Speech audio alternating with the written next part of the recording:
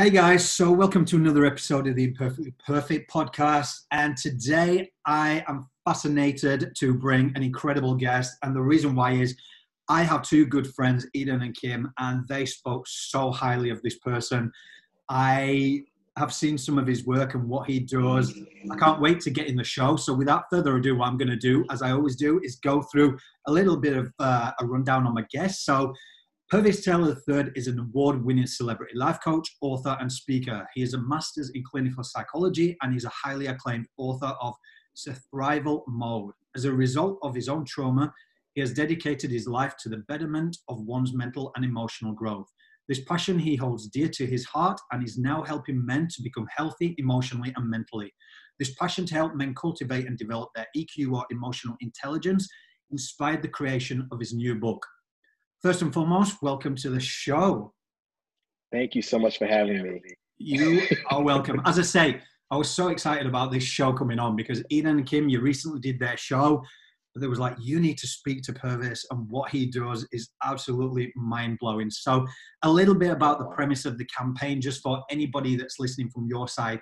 It was initially to change the narrative around mental health. So when I heard your story and when I looked into it, one thing that really resonated with me and what I've noticed through my campaign is more men are coming forward and openly sharing their vulnerability.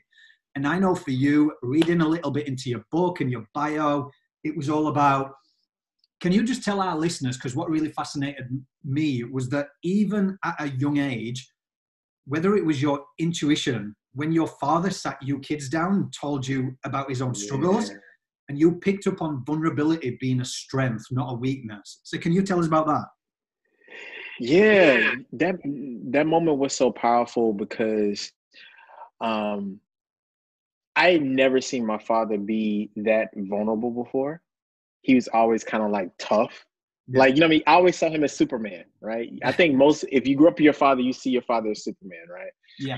And I knew that he had some issues and struggles like that. But, again, I saw him as Superman.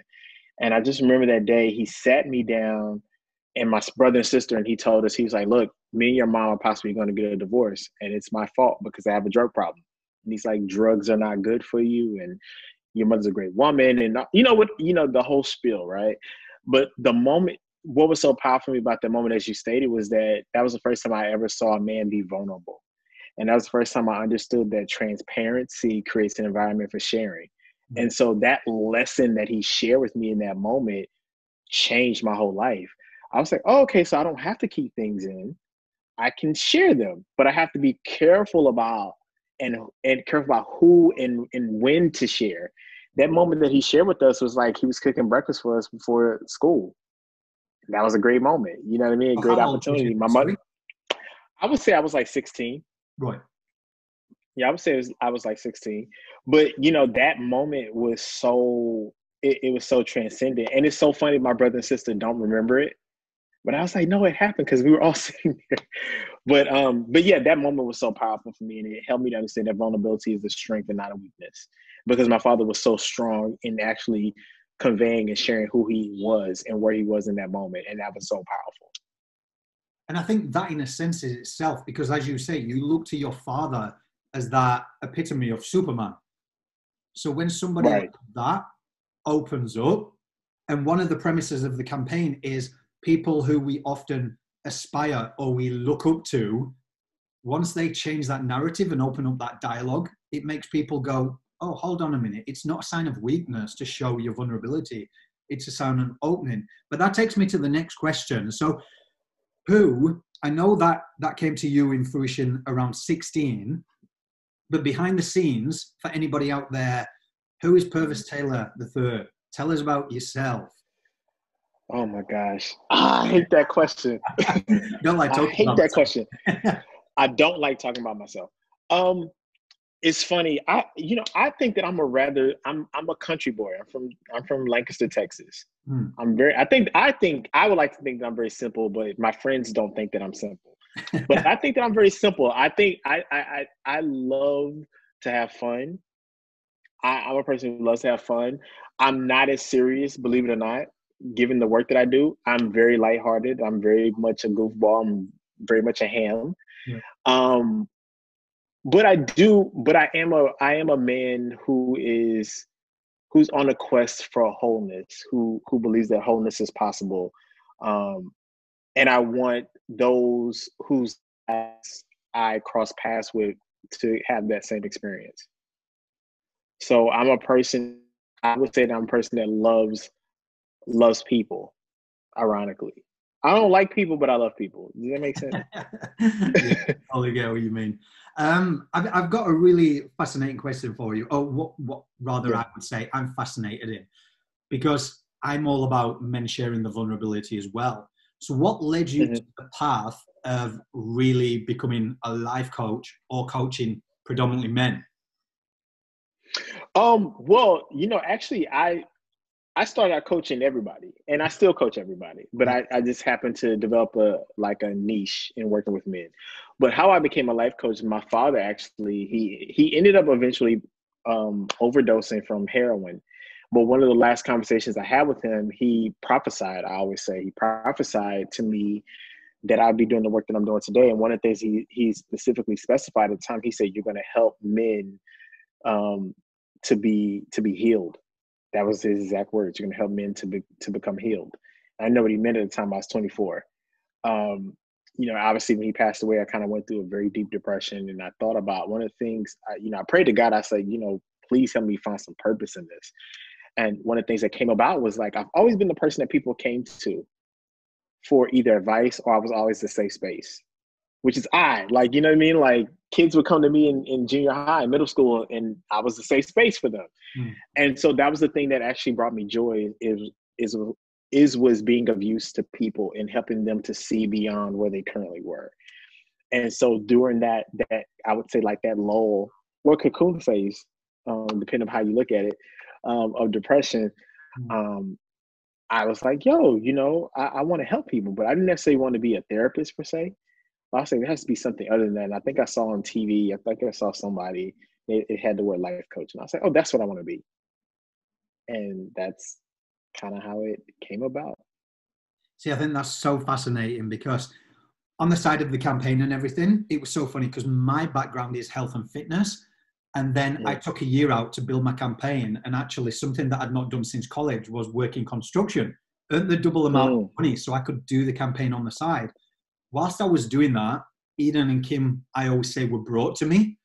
And they're very mm, spiritual, like you'll know. And the mm, things that have happened, my personal development, and I actually went on to qualify in my life coaching and performance.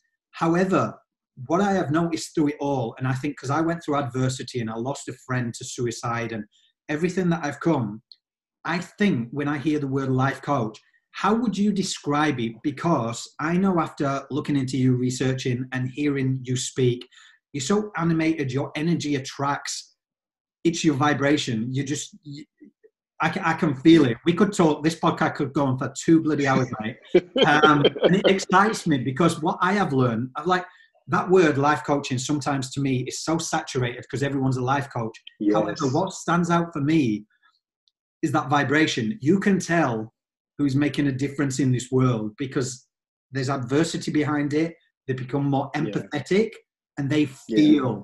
feel people. And I Yeah. think that's what makes someone so intrinsically different when it comes to being a life coach. So for you, what would you say is the full reasoning?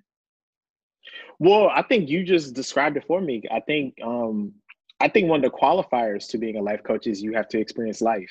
Hmm. Yeah. And I would say in some of the most ugly ways possible and come through it. Um, I would say for me is like I'm really into the space of thriving, and not no pun intended based off my book, but really, I remember I dated this girl, and she was a doctor, and she taught me this term FTT, which is failure to thrive. And it's about babies who don't grow at the same progress as other babies, right? Mhm. It's called failure to thrive. And I was like, wow, it wasn't called failure to survive. It was called failure to thrive, that Mhm. medical term, right?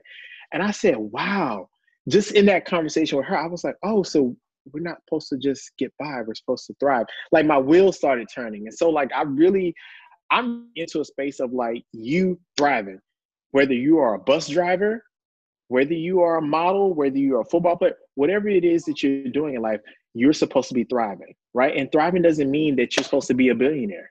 Mm. You know what I mean? It means that you're supposed to operate at your best capacity. You know what I mean? So for me as a life coach, I look at it from the standpoint of I help people to thrive, whether it's within your emotions, whether it's within your mental health, whether it's within you building a company, whether it's within your relationship.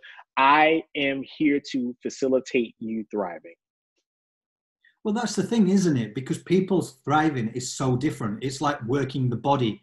People's body and minds work totally different. And that's what I try and tell people. So people can look at what you do on the outskirts. And this is why I try to disrupt social media through the campaign and go, wow, yes, Pervis, what you've achieved, like you're so successful. Glenn, what you're doing, you're so successful. Where I'm going, but you don't see behind the scenes. Like there's a lot of work and it is a lot of personal development. And what I have learned on my journey, you have to sacrifice, you have to struggle yourself. You have to overcome being comfortable at being comfortable. Comfortable being uncomfortable. You get me? Uncomfortable. Yes. And you have to be comfortable with pain. Yes. And that's the thing too, is like they don't understand that. Like there is a pain that comes with the work that we do. Right. And I think if you're not comfortable with that, you can't be a successful life coach. Like to your point, the reason why I'm able to connect with people so well, I may not have had those same experiences, but I've experienced life in such a harsh way in some capacities that the feeling I can identify with that feeling, that lull, that empty space, right? But also at the same time, I also have an abundance of joy and gratitude and thankfulness that I know that I was created to do this because I'm built for it. I have the bandwidth for it. But just because I had the bandwidth for it doesn't mean I'm better than anybody else. Yeah. You get what I'm saying? And you can right. And I tell people, and I think you tell this, I mean, even from a fitness standpoint, there's a pain that comes along with it. When you're building a muscle, you're tearing it. Yeah. So it can get repaired. You know what I mean? There's pain. Like, you know what I mean? As they say, no pain, no gain. So it's like, I tell people, one of the things in thriving, right? I tell my clients that you have to be comfortable. I tell young people, you have to be comfortable with pain and process. You have to get acquainted with that. You cannot avoid it. Yeah. Yeah. So. Totally true. And one question I'd love to ask you is, because I heard you touch upon it, but how have you navigated? So you said it there. You was like, people come to you for advice, friends come to you for advice. Where does it come to you navigating your own mental health and well-being? So I can see you probably take on a lot of people's energy as well, which drains you. Yes. Because when you're a coach, it drains you. So how have you managed to navigate through your own well-being at the same time as keeping people not armed? I definitely yeah, no, I definitely have become more pronounced in my boundaries. You know what I mean? I've definitely been like, no, I'm not. No, like, you know what I mean? I've gotten comfortable with saying, I'll tell friends like, you know what? I have a client in an hour, or I have a client in half an hour, or I got to do an interview or a Zoom call. I said, I need 30 minutes to myself.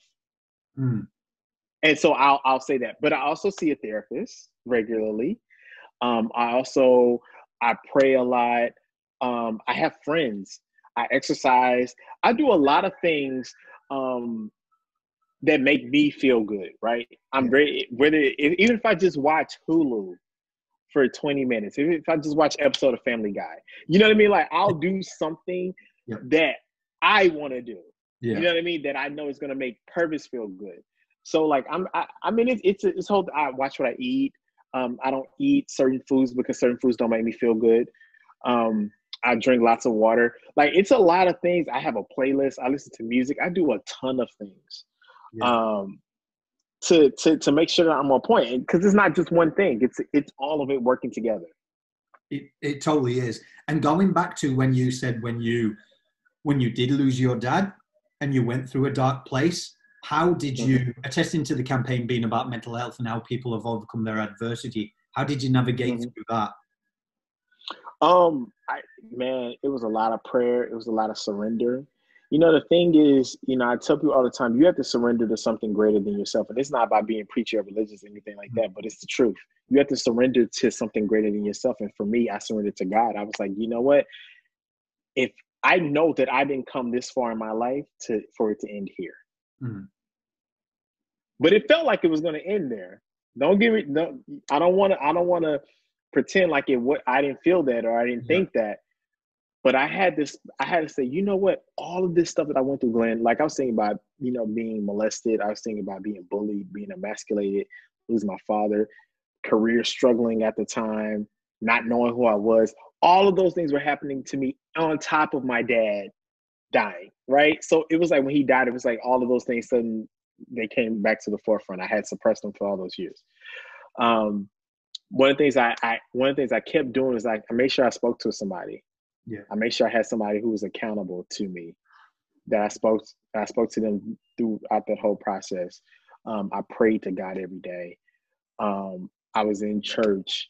I exercised.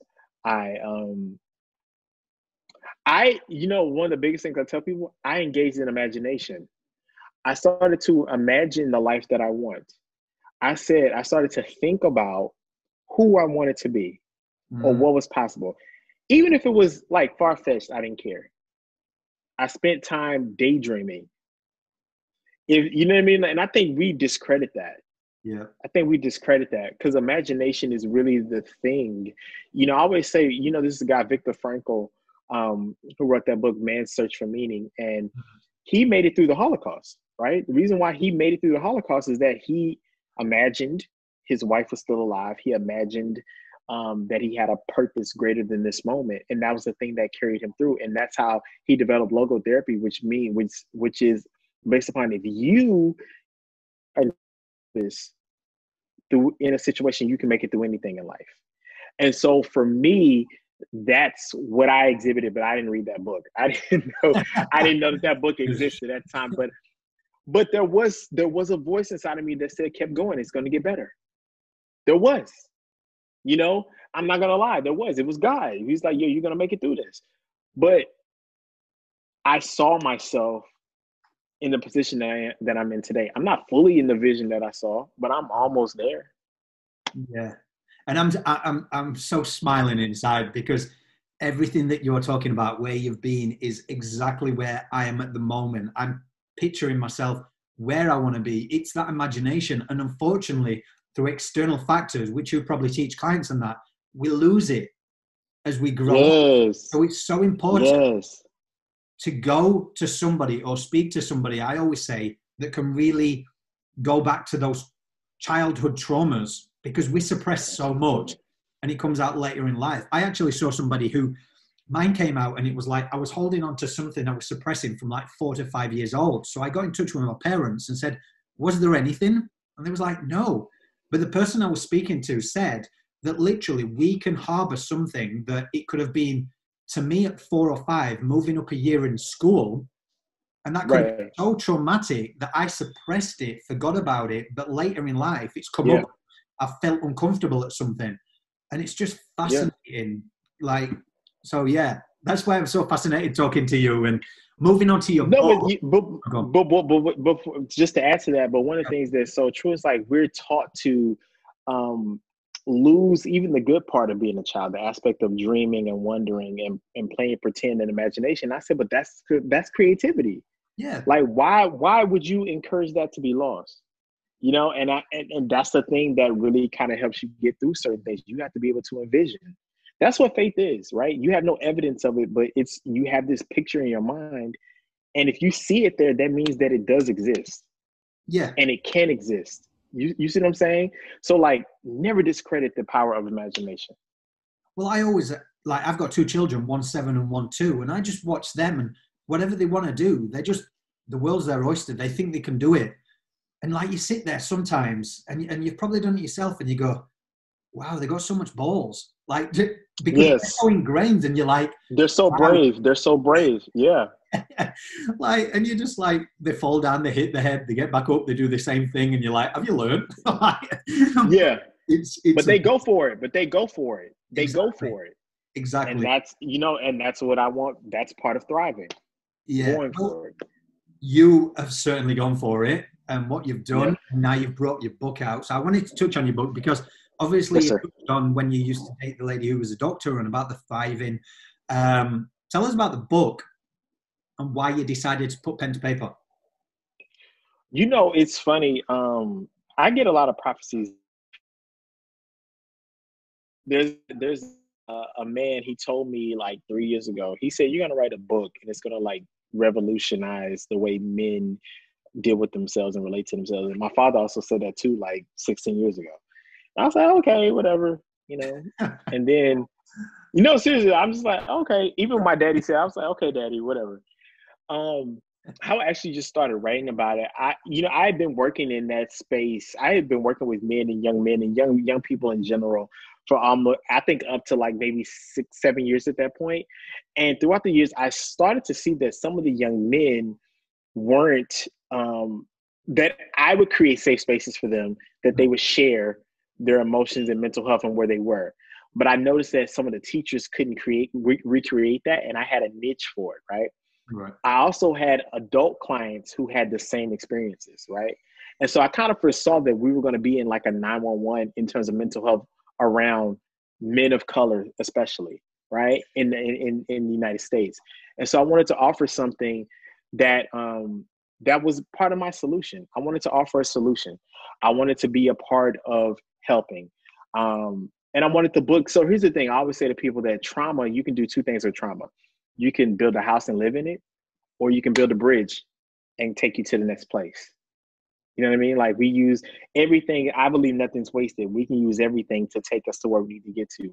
For me, it was the emasculation, the molestation, the low self-esteem, all those things I use now to be a successful life coach, right? And so I wanted the book to be a bridge. I wanted it to be a bridge to take men from just surviving a life to thriving. And so that's why I wrote the book. I said, you know what? This is a 911, and I need to offer my piece, my part of the solution. And so that's what the Thrive Mode is. And this is a question that I ask everybody that comes on the show. So firstly, what has the response been in general to the book? And secondly, you've obviously done amazing things with your career, and I love to know the person behind the career, because for me, there's always something that draws me to a story and why someone is so passionate. Now, has there been a moment in that time? You've got accolades, you've got achievements. Behind all that, has there been one pivotal moment for you, Purvis, where somebody has affected you to the core, to your soul, because you've changed their life by your words or by your book? Can you remember that? Oh, man. And this is going to sound arrogant, but there's so many. Oh my God, I can't. Yeah, honest to God. There was one man, there's somebody who I went to high school with who actually just inboxed me on Facebook. And it's funny because I didn't really have that much of a relationship with him because he was older than me. I had more of a relationship with his brother. And he emailed me, he sent me a message. He said, Pervis, he's like, I read your book. He said, I've had it for a while. He said, I read your book. And he said, I'm in therapy now because of this book. He said, my marriage has improved. He said, when it comes to conflict, I typically run. I jump ship when it comes to conflict. And your book has taught me how not to do that, how I need to express my emotions, what it is I'm experiencing. And he said, I just want to thank you so much. And I've gotten so many messages like that from men. Like I've had women who've read the book. I've had white women who've read the book and they said, oh my God, Purvis, this book I know this is written for a specific demographic, but it's helped me because it helps me to understand my emotions better. I didn't understand what it was I was experiencing. Thank you so much for this. I just had so many stories like that. Seriously, I read them and I'm just like, what? From me? You know what I mean? Like little old me. And it's just overwhelming. It's just overwhelming. All of it pierces me to my core. All of it does. Because I know Pervis. You know what I mean? Like I know who I really am. I know that I'm silly. I know that I'm I make mistakes too. I need to read my own book at times, So it's like, I know that I'm just not this perfect person. So it's all of those things that I guess that's why it pierces me to my core, because it means that God can use anybody. And he definitely has used me. And I can see that. And I think what draws me to you with your energy and everything is you can tell you're very humble. and the humility. You know that even yourself, you continue learning. And when it comes to why I asked you that question is because with what I've been able to achieve, I've put on workshops and I've put these things, and it isn't the whole thing about putting it together. It's when it's happening and you can sit back. So for you with your book, you can sit back and you just watch people's reactions and how your words. And when you said that you got a Facebook message from an old friend, I always say to people, you just never know who's watching, because that person at high school could have been someone you looked up to, like the captain of the football team, and you thought, oh, perfect. And then they send you that message. It's like, wow, it's mind blowing. But and it's been so many messages like that. I mean, even from just life coaching, even from workshops that I've done, it's been, man, it's been a lot. And it's like, I will say this, and I would suggest this to anybody who's a life coach who's listening.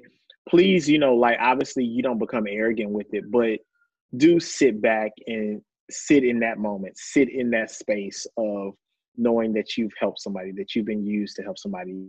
So when the testimonials do come, don't ignore them. Don't think, okay, on to the next client or on to the next thing. Do sit in it and have that experience for yourself. Yeah. Because I think it's when you realize that you're actually you're doing the service of others. Yeah. Oh, yeah. I've always sat on the fence with spirituality and that, so I'll not go full into that, but tell you something, God's come through you and what you've been able to do with all that. So, well, I know you're a busy guy, so tell everybody where they can get the book and where they can find out more information and what's coming up for Purvis.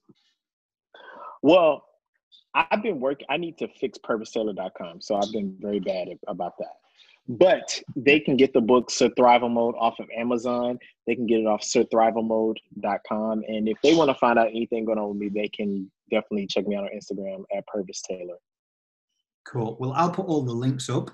And you guys are still in lockdown, yeah? Somewhat. I mean, I actually just came back from vacation. Oh, but yeah, no, I mean, somewhat. I think we're like in phase 3, like the gyms are open and, kind of sort of back to some normalcy. It's good that gyms are open because that's one of the biggest things for mental health, just for a little bit of clarity. Yes. But I always finish off with this little bit of a joke. So just because we're in the future, you did make it, right? Like, America's still here. Yes. I always say, because everyone's I remember that you guys are like two days ahead of us, or a day and a half, right? Yeah. Oh, because you've got a friend over here, haven't you, Sydney? You were saying? So I worked with the AIM. It was like an organization called AIM, and we were in Wollongong, and we were.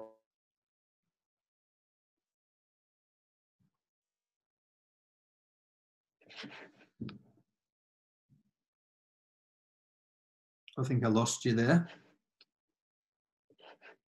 Hello. Can you hear me? Yeah, I can. Oh, there you go. I lost you there. So you was working in Wollongong with AIM? Yeah, with AIM, and it was a great experience. Australia's a beautiful, beautiful country. Beautiful. We've just got crocodiles and sharks and anything that can get you, mate. So that's the downside. You just don't go in the ocean. No. Yeah. But I just want to say on behalf of myself, the campaign, guys, go check Pervis out. He's doing some incredible things in the world. But you can find this episode or all our latest episodes via Spotify or iHeartRadio. Just simply subscribe and head to the Imperfectly Perfect podcast. Until next time, guys, thank you again, Pervis, and enjoy your day, guys. All right, brother. Thank you.